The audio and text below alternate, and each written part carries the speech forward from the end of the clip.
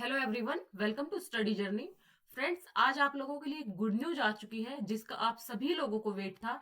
DSSB का जो advertisement था, शॉर्ट नोटिस आप लोगों के सामने आ चुका था 10 से 15 दिन पहले, लेकिन आज आ चुका है डिटेल्ड नोटिफिकेशन जिसका आप सभी लोग बेसब्री से इंतजार कर रहे थे।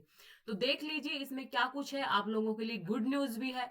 गुड न्यूज इस प्रकार से है क्योंकि जिनको एज का डर सता रहा था, जो बोल रहे थे कि भाई मैं 30 का हो जाऊंगा, 30 का होने वाला हूं, तो उन लोगों के लिए भी अपडेट है। आप कंप्लीट देखिएगा, सब्जेक्ट कॉम्बिनेशन किस प्रकार से रखा गया है, आपका एग्जाम पैटर्न किस प्रकार से रखा गया है, इस नोटिफिकेशन में सारा दे रखा है। इसको मैं टेलीग्राम पे शेयर कर दूंगी, तो आप लोग वहां से जाकर भी इसको रीड आउट कर सकते हैं।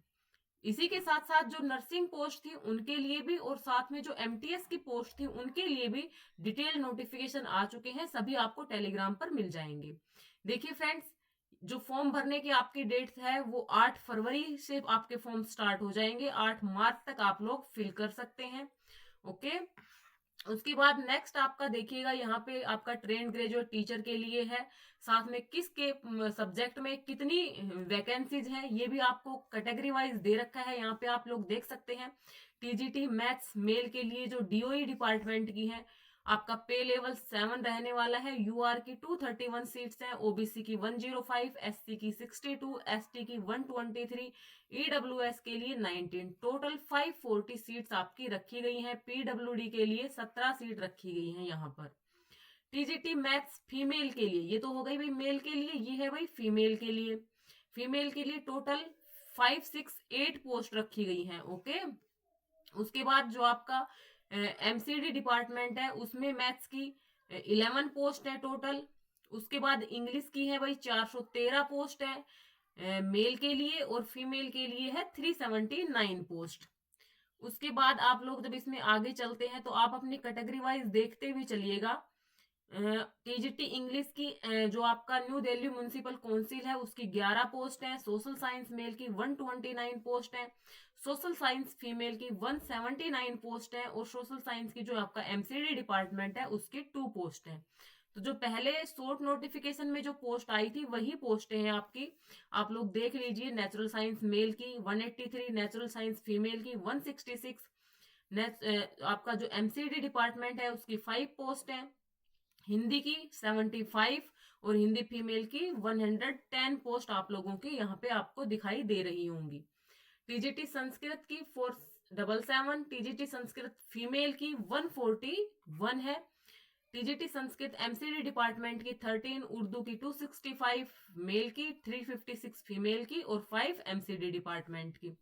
तो इस प्रकार से आप सारी पोस्टों को देख सकते हैं। पंजाबी मेल के 248, ये सारी आप पहले भी देख चुके थे। टोटल आप लोग देख सकते हो भाई 5118 आपकी टोटल पोस्ट रहने वाली है। ओके। तो अब देखिए भाई इसमें और क्या कुछ नया है आप लोगों के लिए, जो आपके लिए जानना जरूरी था, तो उसको आप लोग देख सकते हैं कि यहाँ पे जो एज क्या रखी गई है वो भी मैं आप लोगों से बात करने वाली हूँ। देखिए यहाँ पे आपको बताया गया है, ये आपका मैथ्स के लिए है। ठीक है, मैथ्स मेल के लिए आपकी कैटेगरी वाइज यहाँ पे पोस्ट दे दी। एजुकेशन क्वालिफिकेशन देख सकते हैं। एसेंशियल जो यानी जो जरूरी है भाई, क्या मांगा गया है, ए बैचलर्स डिग्री ऑनर्स और पास, या तो चाहिए आपने ऑनर्स से किया हो, या फिर वैसे आपने मैथ्स पढ़ा हुआ होना चाहिए, या फिर उसके equivalent with mathematics as main subject. Mathematics आपका मेन सब्जेक्ट रहा हो किसी भी रिकॉग्नाइज्ड यूनिवर्सिटी से, जिसके अंदर आपको 45% मार्क्स आप लोगों ने एग्रीगेट उसके अंदर प्राप्त किए हो, ये आपकी यहाँ पे क्वालिफिकेशन रखी गई है। Provided further that requirement as to minimum of 45% marks, तो यहाँ पे 45% मार्क्स अगर ना हो तो आप लोगों ने क्या किया होना चाहिए, PG की हुई होनी चाहिए उसी सब्जेक्ट में। या आप SC ST से बिलोंग करते हो, या आप फिजिकल हैंडीकैप हो, तो वहां पे है degree in education working knowledge of Hindi should have qualified CTET from CBSE। आपने CTET पेपर 2 यहाँ पे क्लियर किया हुआ होना चाहिए TGT पोस्ट के लिए। Okay. Provided that assistant teacher from MCD Department of Education and lab assistants shall not be required to have received 45% marks in aggregate bachelor's degree pass or honors equivalent। यहाँ पे जो desirable है आपका experience वगैरह वो desirable में है। पे स्केल आप देख सकते हो, लेवल आपको 7 की सैलरी मिलने वाली है, एक अच्छी खासी सैलरी। ग्रुप B नौकरी में आती है TGT D triple S B की जो टीजीटी की जो पोस्ट है वो। तो यहाँ पे आपको अच्छी खासी सैलरी मिलेगी। और ये है आपकी गुड न्यूज जिसका आप सभी लोगों को इंतजार था कि भाई आप सोच रहे थे कि जो एज लिमिट है वो अगर नए रूल के अकॉर्डिंग आती है तो कहीं 30 ना कर दी जाए। तो यहाँ पे आपको क्लियरली मेंशन कर रखा है कि आप 32 साल तक इस फॉर्म को भर सकते हैं, कोई भी जनरल कैंडिडेट है। और अगर आप फीमेल कैंडिडेट हैं तो आप 40 साल तक होने तक इस फॉर्म को अप्लाई कर सकते हैं। बाकी जो एज रिलैक्सेशन है कैटेगरी वाइज वो एज रिलैक्सेशन भी दिया गया है।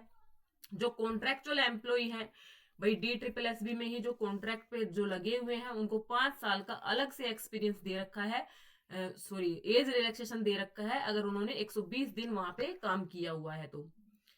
इसी प्रकार से नेक्स्ट है ये मैथ्स फीमेल के लिए वही सेम दे रखा है यहाँ पे कैटेगरी वाइज। उसके बाद हम आगे चलते हैं भाई, आगे आप लोग देख सकते हैं मैथ्स का हो गया। उसके बाद इसी प्रकार से आपको इंग्लिश का, एसएस का और बाकी जितने भी सब्जेक्ट है सभी का मिल जाएगा।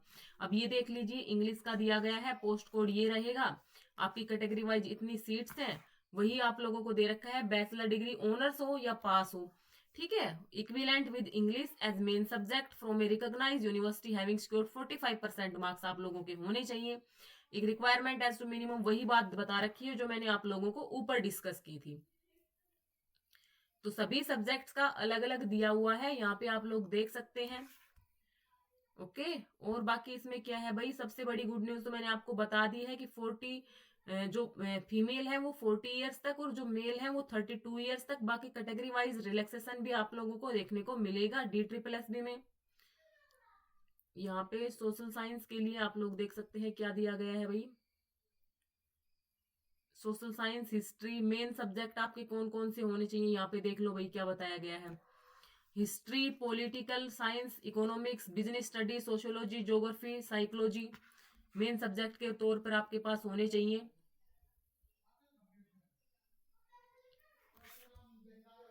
बाकी इसमें आगे देखते हैं।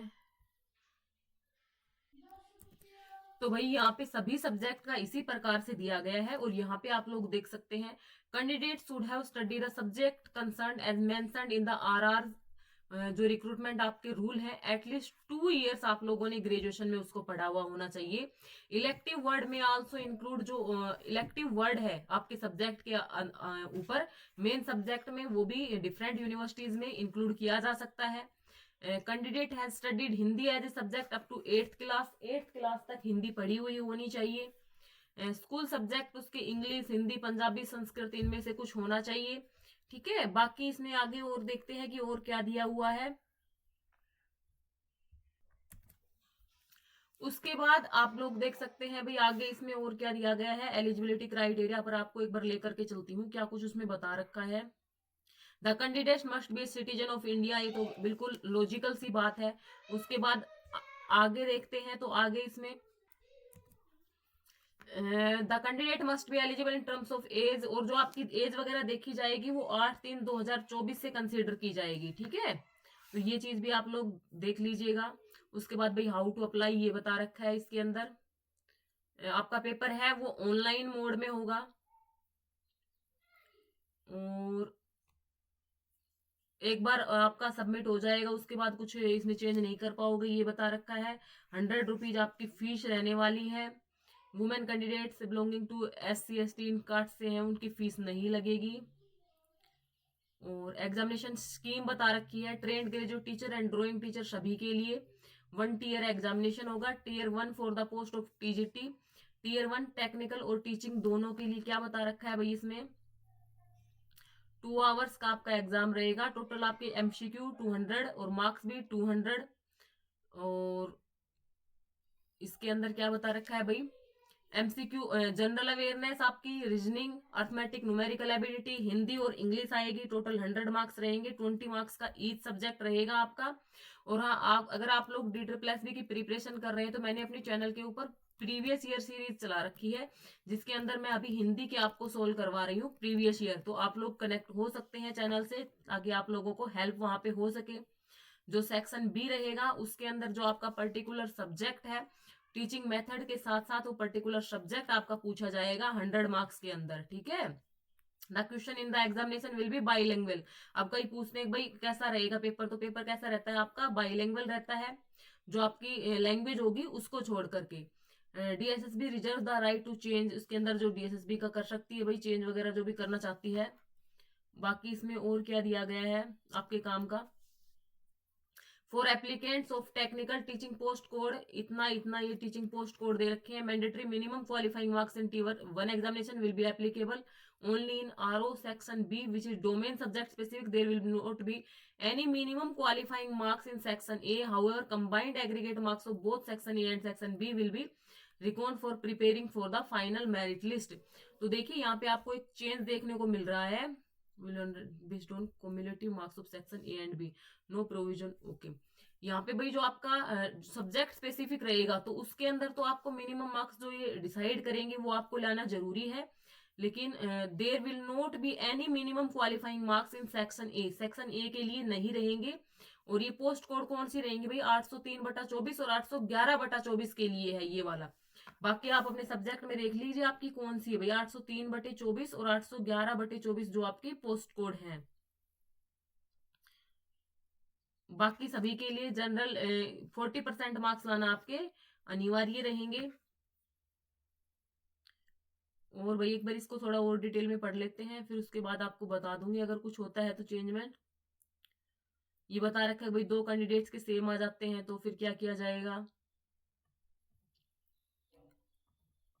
बस यही इसके अंदर जो आपकी कट ऑफ डेट रहेगी, आपकी एज वगैरह एजुकेशन क्वालिफिकेशन वगैरह आपकी 8 मार्च तक कंप्लीट होनी चाहिए।